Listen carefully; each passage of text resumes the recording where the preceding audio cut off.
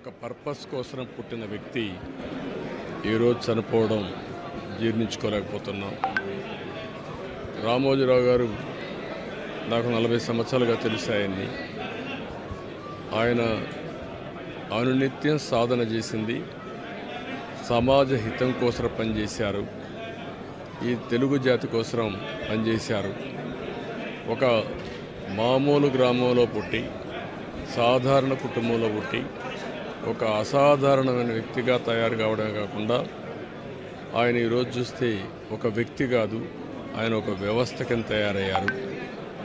ఆ రోజు ప్రారంభించింది మనం ఒకసారి చూస్తే మార్గదర్శితో ప్రారంభించి మార్గదర్శి అయిన తర్వాత ఈనాడు ప్రారంభించి అదే మాదిరిగా ప్రజా చైతన్యాన్ని మనం చూస్తే ఈరోజు రాష్ట్రంలో ఏ ఇంట్లో కూడా నిద్ర లేస్తానే ఈనాడు చదివితే తప్ప బయట వచ్చే పరిస్థితి ఉండదు. అంటే ఆ విధంగా ప్రజల్ని చైతన్యవంతులు చేయడానికి కానీ విజ్ఞానవంతులు చేయడానికి కానీ అనునిత్యం సాధన చేశాడు.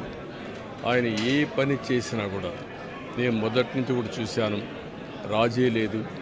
40 ఏళ్ళుగా నేను ఆయనతో కలిసి ఉన్నప్పటికి కూడా, ఆయన పరిచయం ఉన్నప్పుడు కూడా ఏ రోజు కూడా ఆయన ఒకటే చెప్పేవాడు, మీరు ఏమి చెప్పినా నేను మాత్రం ధర్మం ప్రకారమే పనిచేస్తాను, విధి నిర్వహిస్తాను తప్ప నేను ఎల్లప్పుడూ ప్రజాపక్షానే ఉంటానని చెప్పి స్పష్టంగా చెప్పిన వ్యక్తి రామోజీరావు గారు.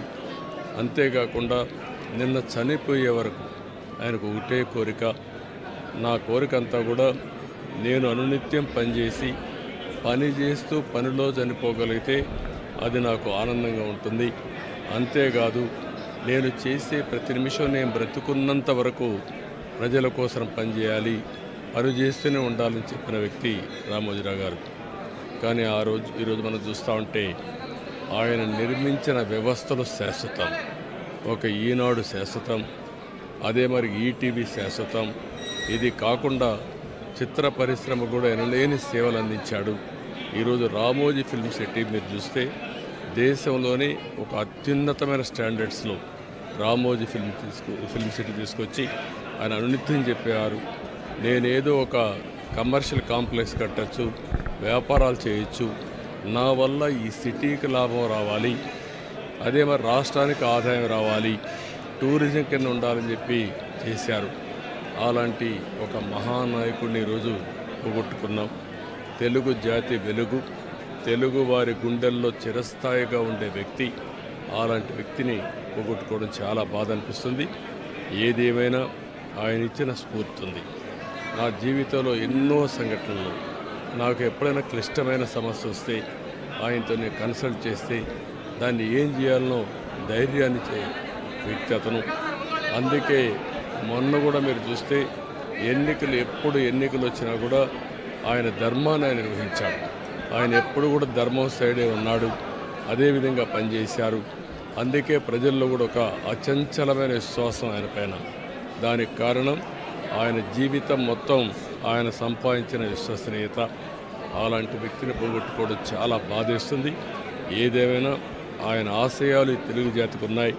ప్రతి ఒక్కరు కూడా ఆయన ఆరాధిస్తారు. అందుకనే ఈరోజు ఒకటే కోరుతున్నా, ఆయన చెప్పిన విషయాలన్నీ నా చెవుల్లో ఎప్పుడూ రింగమంటూ ఉంటాయి, వినపడుతూ ఉంటాయి.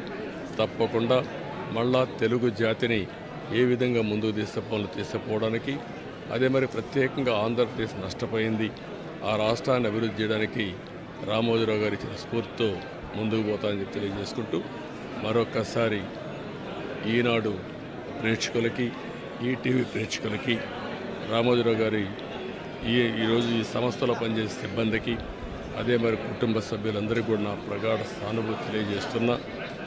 వారికి భగవంతుడు ఒక శక్తిని ఇవ్వాలి.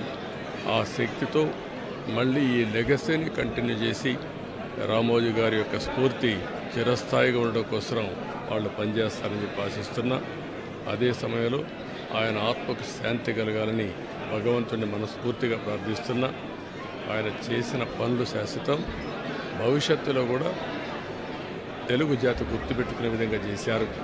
అలాంటి ఆయనకు మనశ్శాంతి కలగాలని భగవంతుడిని మనస్ఫూర్తిగా ప్రార్థిస్తూ, తెలుగువారి అందరూ ఆశీస్సులు ఉన్నాయి, ఆ ఆశీస్సులు ఆయనకు ఎప్పుడూ ఉంటాయని చెప్పి కూడా కోరుకుంటూ అందరి దగ్గర సెలవు తీసుకుంటాం.